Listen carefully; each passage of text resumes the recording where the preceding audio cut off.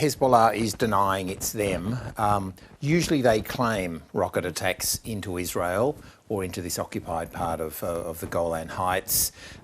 They're insisting it's not them. It may be them, but it's still not confirmed. Some people on the ground are suggesting that it could have been an interceptor, an Israeli interceptor rocket that was trying to hit an incoming Hezbollah rocket. On that particular day, Hezbollah did claim responsibility for about 12 strikes into Israel. It's very unusual, though, for Hezbollah to target this area, which is in the Golan Heights. It's mainly members of the Druze population, Arabic speakers, and it has not been a heavy target for Hezbollah. But Israel is assuming it is. The United States and Israel are insisting it is. But there is some element of doubt over that at the moment. I'd like to actually see the rocket that was fired. The Israelis are saying it's an Iranian-made Falak #1 rocket. I'd like to actually see the evidence. Now, we know that most of the victims were children or teenagers. What's been the reaction so far from Israel and Hezbollah? Hezbollah, of course, saying it wasn't us, insisting on that. Israel is saying this is typical of the sort of the barbarity of Hezbollah. The rocket attacks there have been increasing since October 7, since the war in Gaza began. There's basically three levels of stability or lack of stability at that border between Israel and Lebanon. There's calm, where basically nothing's happening. Then there's sort of escalation and aggravation, which is what's been happening in recent months. Not full-scale war, but firing of rockets tit for tat back and forward. There's been quite a bit of that over the last few months. And then there's the full-scale war, which, of course, I think everybody wants to avoid. I've just been in the region there, spending time in Lebanon, in Iran, in northern Israel, right on the border there, preparing for a Four Corners story that I'm doing. And things are clearly getting tense.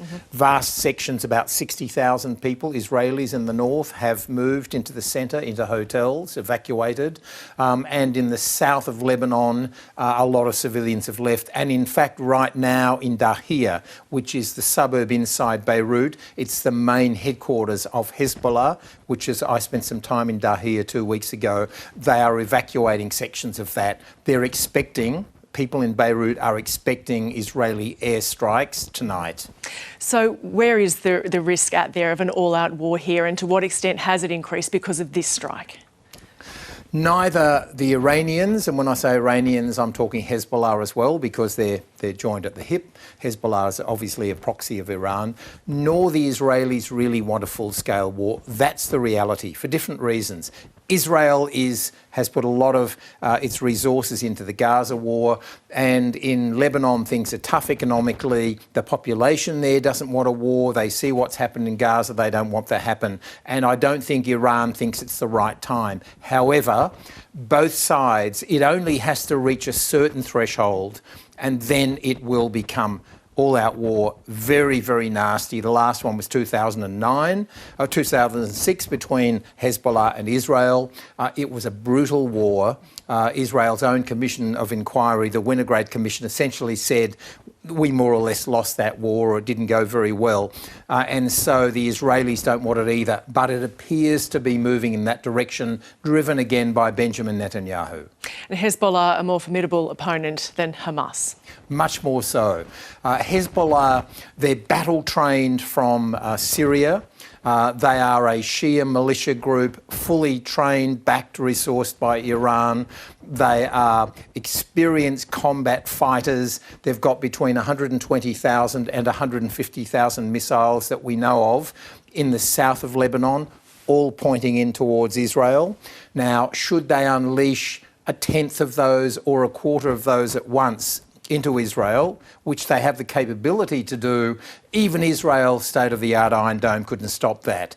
So the world doesn't want a war between Hezbollah and Israel, but it would quickly escalate into the region. It already is escalating. When I was in Tel Aviv a week and a half ago, the Houthis hit the hotel just down from where I was staying. I had a hotel right on the beachfront in Tel Aviv. The Houthis hit that, killed one person, injured 10. The fact that from Yemen they can get a drone, they're of course another organisation group backed by Iran, into the heart of Tel Aviv really scared a lot of Israelis. And with Israel's attention now here, what does it mean for ceasefire negotiations in Gaza? Look, we never quite know the dynamic there. The CIA, Bill Burns, the head of the CIA, is involved. We don't quite know. Sometimes these things can actually derail ceasefire. But part of me thinks that this will want the Israelis to try to resolve the situation with Gaza. They don't particularly... They're fighting at the moment on 3, 4 or 5 different fronts. They don't want to be fighting the war against Hamas and the war against Hezbollah at the same time if they can avoid it. So I think that the Israelis will want to try to resolve the Hamas situation in Gaza if they can. But they're all interlinked. The Houthis are saying we'll continue attacking Israeli targets because of the war in Gaza. So they're all connected.